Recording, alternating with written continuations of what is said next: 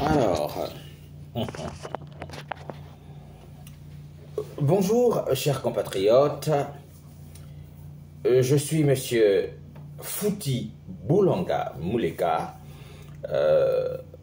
Certains m'appellent Mr. B, d'autres me connaissent comme étant Foutibi ou Foutibi le King.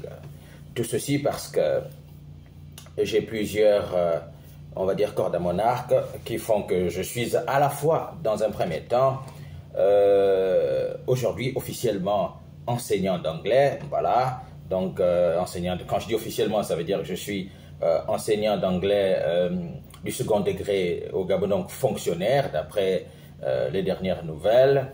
Et je suis encore présentement aux États-Unis pour des raisons personnelles et surtout de santé. D'ailleurs, j'ai saisi les plus hautes autorités du Gabon pour qu'on m'accorde assez de temps pour remédier à tout cela.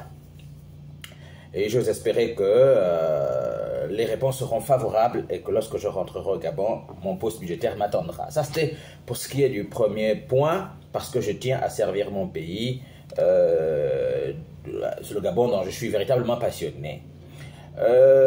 Dans un second temps, j'ai été souvent connu comme journaliste. D'abord, j'ai été à Label TV de façon officielle, ensuite TVS. Mais là où vous m'avez surtout connu, c'est à Gabon 24, où j'ai servi en tant que journaliste anglophone pendant 4 ans. Voilà. Maintenant, je suis pour le moment aux États-Unis, mais je voulais aussi souligner qu'il y en a qui m'ont connu, surtout mes étudiants, comme enseignant, voilà, de management touristique, et puis enseignant d'anglais au niveau du supérieur. Je m'adresse à vous aujourd'hui en tant que tourismologue. Vous allez me dire, mais c'est quoi encore ce néologisme? C'est quoi cette science? La tourismologie, pardon, qui est encore très méconnue en Afrique et surtout dans mon pays, le Gabon, est en fait la science, si vous voulez, la science du tourisme. Donc, la science qui étudie le tourisme en tant que, non seulement en tant que science sociale, donc en ce que les actions, en fait, là, elle étudie la relation du voyageur et puis la société dans laquelle elle va, dans laquelle ce dernier, allais-je dire, se rend. Voilà. Parce que voyager n'est pas que le fait de prendre son sac, mais c'est toute une préparation autour, c'est tout un état d'esprit. Et donc, la tourismologie, sinon les sciences du tourisme, étudient ce pan. Et puis, la tourismologie aussi prend en compte le tourisme en tant que science de gestion, en ce que le tourisme requiert un savoir-faire entrepreneurial, un savoir-faire dans la gestion d'une entreprise touristique et tout cela. Donc ce petit distinguo entre ce qu'est finalement le tourisme en tant que science sociale qui nous permettent de comprendre les phénomènes de la société et finalement de les présenter, de les expliquer au touriste qui vient pour en faire un produit. Et puis, comme je l'ai dit au risque de me répéter, ce qu'est donc le savoir-faire pour vendre ce produit, donc le management du tourisme. Je m'identifie donc dans le cadre, dans mon volet, ou sinon dans mon pan de spécialiste du tourisme, en tant que tourismologue, et je n'ai eu de cesse au Gabon de tenter de le dire à qui voudrait bien l'entendre, pour que je sois ainsi reconnu à côté, bien évidemment, de mon métier d'enseignant d'anglais. Donc, en tant que tourismologue, je voudrais m'adresser à vous aujourd'hui, à tous les Gabonais, mais surtout au président Brice Clotaire Oligui-Nguema et aux PDGistes, donc aux membres du PDG. Voilà, le PDG, donc le Parti démocratique gabonais. Je fais rarement des sorties, comme vous le savez, parce que je prends le temps de réfléchir avant de venir, j'ai envie de dire, entre guillemets, m'offrir un spectacle pour mon Gabon, pour ce pays que j'aime tellement. Alors, Pourquoi je voudrais m'adresser, comme j'ai dit au départ, au président de la transition Brice-Clotaire Oligui Nguema, donc le général de brigade, ou encore au PDG. Je vais commencer par les PDGistes. Alors, chers PDGistes, chers membres du PDG, chers papas, chers grands frères, chers aînés, tout d'abord, je voudrais vous féliciter d'avoir dirigé le pays pendant plus de 50 ans. Voilà, nous tous, nous avons grandi dans le PDG. Moi, je suis né le 14 février 1985 chez moi à Mayumba et je n'ai grandi que dans cela. Et donc, cette longévité dans la gestion politique du pays, en tout cas, il faut véritablement avoir un savoir-faire pour le faire. Voilà. Et donc, je voudrais d'abord vous féliciter pour ça. Je voudrais aussi vous féliciter pour cette envie-là de renaître, cette envie de réorganiser votre parti politique. Mais, par contre, il y a matière à véritablement réfléchir. Est-ce que vous voulez réorganiser le parti pour servir les Gabonais ou bien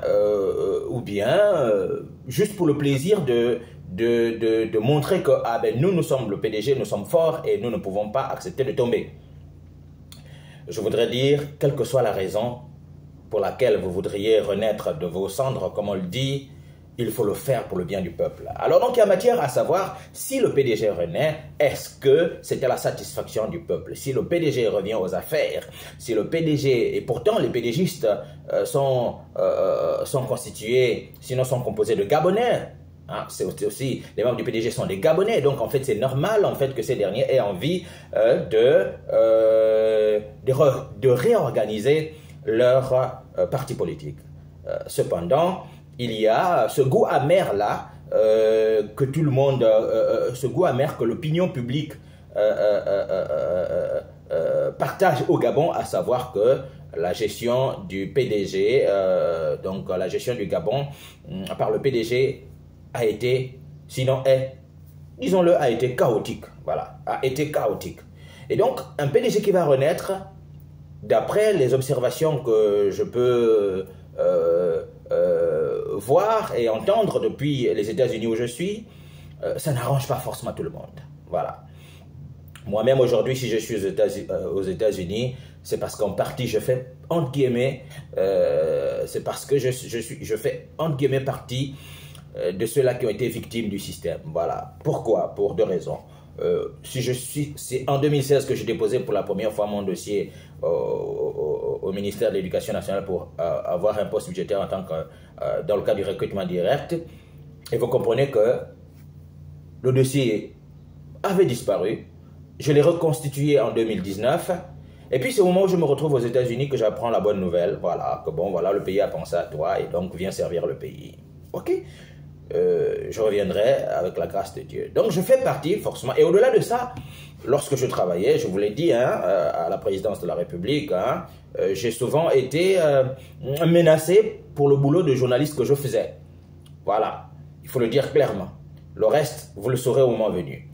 Mais, en fait, ceci, c'est pour dire donc que je comprends les griefs que mes compatriotes peuvent faire au PDG. Ah donc l'envie qu'a le PDG de renaître de ses cendres, disais-je, est légitime, mais pourquoi le faire si finalement la population gabonaise n'est pas fort aise à cette idée? Voici donc ma proposition, cher papa, chère maman, chers grands frères, chers aînés, chers frères du Parti démocratique gabonais. Ma première proposition sera simplement que, en effet, je ne fais pas partie de ceux qui pensent que le nom PDG doit disparaître. Je ne pense pas que le PDG doit disparaître. Le PDG faisant partie de l'histoire du Gabon et le PDG ayant marqué l'histoire du Gabon à tous les niveaux, pour ma part, je trouve donc qu'il faut mener une réflexion de comment est-ce que le nom PDG peut devenir un patrimoine national, culturel surtout. Et donc à partir de cet instant-là, en m'adressant aux PDGistes, je vous propose que vous puissiez officiellement dissoudre le parti politique qu'est le PDG. C'est l'invite d'ailleurs qu'a fait maître Francis Keya, hein, par rapport donc à la dernière réorganisation du parti. Il s'inscrit en faux parce qu'il pense qu'il y a violation des textes juridiques du parti. Et je pense qu'en saisissant même la Cour constitutionnelle, il dit au pire des cas, ben, le parti doit être dissous, si jamais les choses ne sont pas faites dans les normes juridiques. Vous comprenez donc que le mal que les populations pensent que le PDG, le mal que les populations pensent envers le PDG n'est pas qu'externe, mais c'est aussi interne. Mais moi, je ne fais pas partie en tant que tourismologue, en tant que spécialiste des questions touristiques, c'est-à-dire comment enrichir la destination Gabon du patrimoine touristique. Comme vous savez, le tourisme, il n'y a pas que la nature, mais il y a aussi la culture et l'histoire. Et donc, à partir de cet instant-là, je propose que les PDGistes acceptent de dissoudre leur parti politique, mais par contre, que le siège du parti politique, donc le PDG qui est situé à lui, devienne ce que j'ai appelé, moi, le musée du PDG. Qu'est-ce que j'entends par là? Quand je parle de musée du PDG, en fait, je suis en train de dire que ce sera donc un musée d'histoire politique du Gabon. Le musée d'histoire politique du Gabon, qui s'appellera simplement le musée du PDG. Quel sera le contenu de ce musée? Je pense que dans les murs, vous pouvez coller des photos souvenirs, donc des grands moments du parti, selon 3 périodes. Au moment où le parti était parti unique, donc avant 1990, quels ont été les moments forts, de façon positive du PDG. Après 1990 jusqu'en 2009, jusqu'à la disparition de l'ancien président, et ensuite de 2009 à ce 12 mars 2024, durant lequel le PDG tente de réfléchir quant à comment renaître de ses cendres. Mais pour ma part, au lieu de forcer à aller à l'encontre de la volonté des Gabonais, je pense que le PDG doit par contre accepter de dissoudre les PDGistes doivent accepter de dissoudre le parti, mais par contre d'en faire un patrimoine historique du pays. Voilà, un patrimoine national qui va intégrer les musées du Gabon. Voilà. On n'en a pas assez d'ailleurs, à part le musée national, je n'en connais pas autre. Donc ça pourrait être le deuxième musée du Gabon, mais ce sera le musée de l'histoire politique du Gabon. Le musée de l'histoire politique du Gabon. Donc au-delà des photos, dans ce musée, au-delà des moments positifs, il faudra aussi qu'on retrouve des photos des moments sombres qu'aurait provoqué le PDG dans sa gestion du Gabon. Ce sera donc l'occasion de dire la vérité au peuple. Et donc, pour trouver la légitimité du peuple, il faudra demander pardon à la population. De façon,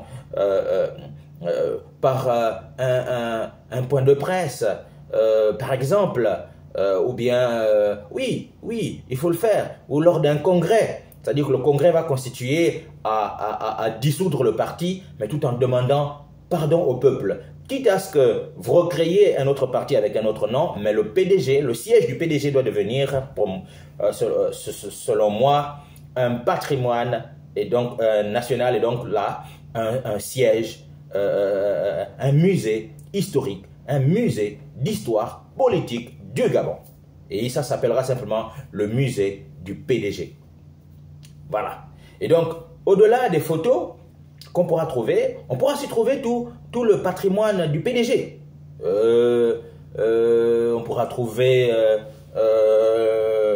les vêtements du PDG, le drapeau du PDG, on pourra trouver toutes les décisions qui vont à l'encontre de la volonté du peuple que le PDG aura pris. Hein, on pourra les retrouver là-bas. En fait, le PDG doit réfléchir à quel est le patrimoine qu'il détient, qui retrace l'histoire du Gabon de façon positive et négative. Ensuite, ce musée va simplement rentrer dans ce qu'on appelle, puisque les Gabonais ont maille à partir avec le PDG, donc ça va rentrer dans ce qu'on appelle le patrimoine du tourisme sombre du Gabon. Et donc le 12 mars deviendra un jour de commémoration de la douleur politique qu'a vécu le Gabonais, qu'ont vécu les Gabonais, hein, depuis la création jusqu'à la dissolution du parti. Mais je tiens à rappeler que le parti ne disparaîtra pas puisque le nom PDG deviendra un patrimoine national. Les gens, les étudiants qui apprennent l'histoire du Gabon, les guides touristiques y amèneront les touristes et puis ça fera partie, donc comme je disais, donc des produits touristiques à visiter lorsque les touristes viennent au Gabon ou lorsque on prend des étudiants et qu'on leur fait des visites guidées dans les patrimoines, que ce soit le mémorial de Libreville, le mémorial Léomba, que ce soit au musée des arts et cultures du Gabon, mais ça ce sera donc un autre produit, à savoir donc le musée d'histoire politique du Gabon, qui s'appellera simplement le musée du PDG. Et on retrouvera toute l'histoire politique du Gabon à l'intérieur, les textes votés, les photos, les moments forts, les moments sombres, etc. Et ce sera donc aussi l'occasion, pourquoi pas, quand on parle de tourisme sombre, de valoriser des sites tels que Orlando. Moi, je n'étais pas encore né à cette époque-là, mais j'ai entendu parler d'ailleurs. Orlando et d'autres sites historiques qui ont fait, dont les Gabonais ont un souvenir sombre, un souvenir douloureux. Voilà. Je tiens à rappeler que dans d'autres pays, le tourisme sombre existe. Hein. Il y a des patrimoines. Le cas du Rwanda, par exemple, on a le mémorial du génocide du Rwanda. En Afrique du Sud, on a par exemple Robben Island, d'accord, qui est devenu aujourd'hui un site touristique qui retrace le combat de la lutte des Sud-Africains contre l'apartheid. Le cas de Mandela par exemple.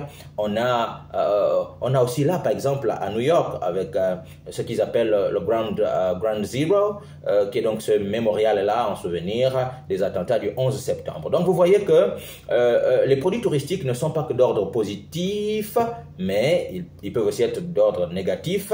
Et donc le PDG étant dans la pensée collective, étant une entité, un parti politique qui aurait fait souffrir les Gabonais, dont les Gabonais ont un souvenir triste, un mauvais souvenir, je pense qu'on peut transformer cela en souvenir positif en créant ce musée d'histoire du Gabon qui s'appellera le musée du PDG. Ensuite, le nouveau parti que vous créerez pourra trouver un autre siège ailleurs, mais celui-ci doit devenir un patrimoine national culturel, et ensuite vous y mettrez tous les souvenirs relatifs au PDG, tous les textes que les gens ont décriés, mais vraiment tout. Ça, c'était ma première proposition. Pour chuter, je vais donc vous faire ma deuxième proposition, à savoir que le PDG peut donc rester en vie. Ce sera donc l'occasion pour le CTRI, lors du dialogue national, de réorganiser la politique nationale en deux blocs. On va donc considérer qu'il y aura le bloc, comme ça se fait ici aux États-Unis, le bloc des démocrates, et puis le bloc des républicains. Au Gabon, ça va être ce qu'on appelait le bloc de l'ancienne majorité présidentielle, ou le bloc du PDG, si le PDG devrait rester en vie. Et puis il y aura le bloc de l'opposition. Et dans ces deux blocs-là, le PDG, comme ils sont en train de s'organiser, avec tous les partis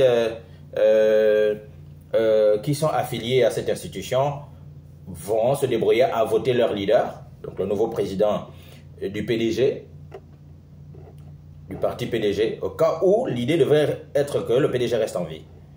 Et dans l'autre bloc, il faudra que l'opposition s'organise. Au lieu d'avoir 100 et quelques partis qui ne servent pratiquement à rien, ces différents partis doivent se mettre derrière un leader charismatique pour constituer pour constituer les partis de l'opposition, mais réunis autour d'un seul leader. Ça fera donc qu'il y aura 2 blocs au Gabon. Et ce sera un avantage pour les prochaines élections. On saura clairement si c'est finalement le PDG qui reviendra au pouvoir, aux affaires, ou si ce sera le bloc de leaders de l'opposition. Mais ça, c'est au CTRI, le comité de transition pour la restauration des institutions, je pense, à qui revient la charge de réorganiser l'écosystème politique de notre pays en ces 2 blocs-là, au sortir du dialogue national inclusif, si tant est que le PDG devait rester en vie. Je pense que c'est d'ailleurs légitime, mais il faut que les Gabonais retiennent que ces 2 propositions que je viens de faire là vont véritablement, pour ce qui est de la première proposition, donc de faire du PDG, j'ai envie de dire, de créer le musée d'histoire du Gabon qui s'appellera le musée du PDG, et dont le siège sera et dont on va dire quoi, le musée occupera simplement le siège actuel du PDG. À partir de cet instant-là, c'est notre histoire. Le PDG fait partie de notre histoire, donc il n'y a pas matière à ce que nous puissions la remettre, effacer cette partie de notre histoire. Non, les histoires sombres, ça existe dans les pays. Et on doit apprendre ces histoires aux générations présentes et futures. C'est pourquoi je vous ai fait donc cette première proposition. Et pour terminer, si le PDG ne veut pas qu'on puisse dissoudre le parti, ben à partir de cet instant-là, il n'y a qu'à réorganiser. Et là, c'est là que le président Brice Clotaire Oligui Nguema rentre bien sûr sur scène, entre sur scène. C'est en se battant, en pesant de tout son poids, pour que lors du dialogue national, il n'existe plus que 2 blocs. Le PDG, qu'on le veuille ou non, est un parti qui est implanté sur toute l'étendue du territoire national. Et donc, il ne saurait disparaître du jour au lendemain comme ça. Par contre, c'est à l'opposition de se réorganiser pour qu'il y ait au final que 2 blocs. Chers compatriotes, c'est ma modeste proposition. J'ai pris un peu, je ne vais pas dire un peu de votre temps, mais j'ai tiré un peu à longueur, allais-je dire. Je vous remercie de m'avoir écouté jusqu'au bout. Je fais rarement des sorties, voilà, comme des sorties de ce genre, comme je l'ai dit. Mais il était pour moi très important qu'aujourd'hui je puisse faire cette sortie pour non seulement faire ces 2 propositions-là et réitérer encore au PDG bonne fête du 12 mars. À très bientôt. Merci. N'oubliez pas que je suis aussi artiste, hein, donc pour ceux-là qui aiment bien ma musique, n'hésitez pas d'aller sur mes pages et puis aller écouter, liker et voilà, et m'encourager. Merci encore. Au revoir. Fouti Boulanga Mouleka, c'est moi. À très bientôt.